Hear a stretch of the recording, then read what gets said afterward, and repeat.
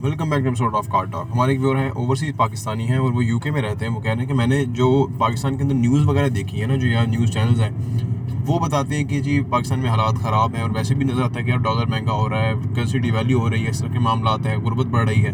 दूसरी तरफ कह रहे हैं कि मैं जब लास्ट टाइम मैंने विज़िट किया था पाकिस्तान 2 महीने पहले, तो तभी मैं देखा था कि वहाँ पर बड़ी बड़ी गाड़ियाँ गुजर रही हैं, लोग रश है, लोगों का जो गुजर रहा है, एक जगह से दूसरी तरफ जा रहा है, बड़े बड़े घर हैं हर तरफ। उसके अलावा जब किसी मार्केट में जाए वहाँ रश है, रेस्टोरेंट में जाए वहाँ रश है, आप किसी मार्केट के अंदर चल जाएँ, किसी एक चीज़ के लिए लेने चल जाएँ, वहाँ पे आपको लाइनें लगी नज़र आ जाएंगी। तो वो कह रहे हैं कि मुझे समझ नहीं आती कि पाकिस्तान का सिस्टम है क्या, कि मतलब एक तो एक तरफ से नीचे भी जा रहा है, एक तरफ से ऊपर भी आ रहा है, रश भी नज़र आता है, लोग भी नज़र आते हैं, पावर नज़र आती है, कैपेसिटी नज़र आती है, बट फिर वही बात है कि न्यूज़ आती है कि जी सही नहीं चल रहा और डिवैल्यू हो रहा है। तो ये एक सिस्टम क्या चल रहा है, आइए बात करते हैं।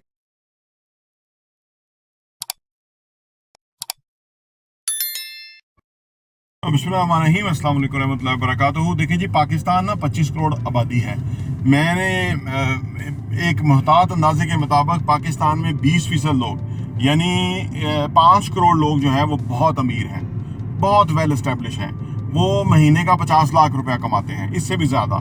ठीक है ना, चलो 50 बहुत हो गया, 20 लाख कमाते हैं वो महीने का। ये जो 20% आबादी है, आप देखें कि 5 करोड़ आबादी जो है वो बहुत बड़ी आबादी है। यूके की टोटल आबादी शायद 3 करोड़ है। यूरोप टोटल जो है वो कितना बड़ा है। यहाँ से अब हम फर्ज करो हमने इस्लामाबाद से निकले थे, हमें बहरिया में जाना है, बहरिया रावलपिंडी में। तो अब हमने फर्ज करो फ्रांस से निकले, तो हम बेल्जियम की तरफ जा रहे हैं, बेल्जियम में दाखिल हो गए हैं। ठीक है, वो इस तरह का यूरोप है सारा। तो पाकिस्तान एक बड़ा मुल्क है, ठीक है, और इसके अंदर पोटेंशियल भी है। अच्छा, फिर पाकिस्तान को अल्लाह ने हर तरह के वसाइल दिए। एग्रीकल्चर जब होती है फसल तो बहुत पैसा होता है, तो वो लोग गाँव में रहते हैं, वो आके शहरों में खरीदारी करते हैं, बिजनेस फ्लोरिश हो जाते हैं। अच्छा, एक साहब हमें मिलने के लिए आए, यूके स्कॉटलैंड में उनका रेस्टोरेंट था। मैंने उनसे गपशप हुई तो उन्होंने बताया कि भाई हमने वहाँ एक रेस्टोरेंट शुरू किया हुआ है, तो 3 करोड़ की हमारी पाकिस्तानी इन्वेस्टमेंट है और 3 लोग हम पार्टनर हैं और हमें 15 लाख रुपया महीना बचता है। तो मेरे लिए बड़ी हैरानी होती है कि यार ये तो बहुत कम पैसा बच रहा है। अगर 3 करोड़ रुपया यहाँ लगा के बिजनेस खोलें, ठीक है, तो इससे कहीं ज़्यादा कमा सकते हैं, क्योंकि यहाँ कस्टमर बहुत है। यहाँ पे आप रिफ्रेशमेंट सेंटर शुरू करें, लेकिन क्वालिटी का, लेकिन आप उस लेवल का शुरू करें तो यहाँ बहुत आप पैसा कमा सकते हैं, इसलिए बहुत कमा रहे हैं। एक सब्जी वाला वहाँ बहरिया में है, वो 2-2.5 लाख रुपया सब्जी का ग्राउंड फ्लोर लिया हुआ है, उसका वो किराया पे कर रहा है। 2-2.5 लाख रुपया उसका किराया, 10 मरले का ग्राउंड फ्लोर है। तो आप सोचिए वो कितना कमा रहा होगा, जो 2 किराया भी दे रहा है और उसके 2-4 बंदे भी हैं और उसका खुद भी घर चलता है। तो लोग बहुत पैसा कमा रहे हैं। पाकिस्तान में जो दो तरह के लोग, जो नौकर पेशा लोग हैं, वो गरीब हैं, क्योंकि उनके पास कोई सोच नहीं है, उनके जहन बंद हो गए हुए हैं नौकरी कर करके, और वो कुछ और आउट ऑफ द बॉक्स सोच नहीं सकते। अनफॉर्चुनेटली नौकर पेशा लोग ही मुल्क चला रहे हैं, ठीक है ना। पॉलिटिकल जो है ना वो नहीं है पाकिस्तान में, सियासी आज़ादी नहीं है।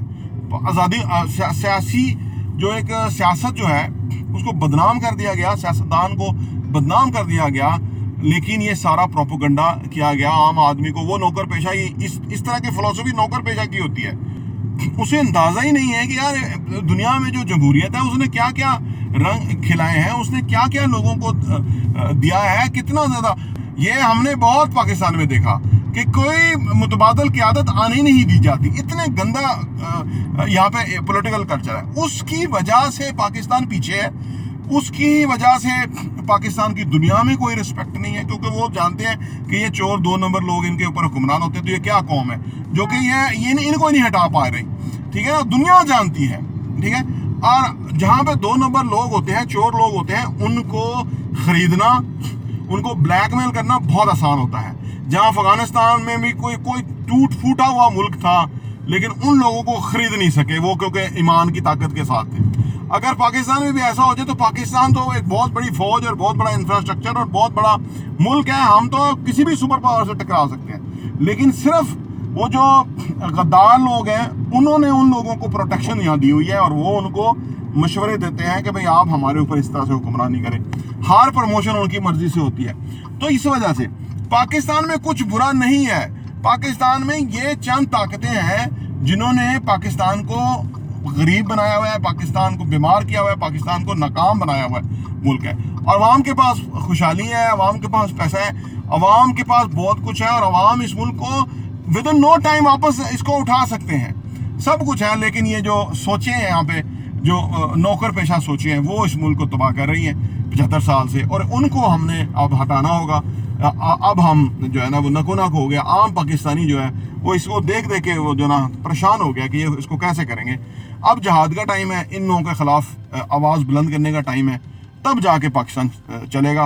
और ओवरसीज पाकिस्तानी को भी इसलिए डिस्करेज किया जाता है कि वो अगर आ गए, अगर 1 करोड़ 10 लाख ओवरसीज पाकिस्तानी है, सिर्फ 10 लाख बाहर से आ जाए ना, वो ऐसे पाकिस्तान को तरक्की की तरफ लेके जा सकते हैं। लेकिन ये नौकर पेशा नहीं चाहते, ये नहीं चाहते कि उनका कंट्रोल खत्म हो, और आगे जूनियर तैयार हो रहे हैं, फिर वो अगले कब्रों में मर जाते हैं, गंदी गलीज मौत, और अगले नवे आ जाते हैं, वो भी उसी पैथेटिक सोच के मालिक होते हैं, वो फिर हमारी औलादों को कंट्रोल करने की कोशिश करेंगे। तो ये चल रहा है, और अल्लाह से दुआ है कि अल्लाह हमें इस गुलामी से निजात अता फरमाए। प्रॉपर्टी इंडिया देखने का बहुत बहुत शुक्रिया।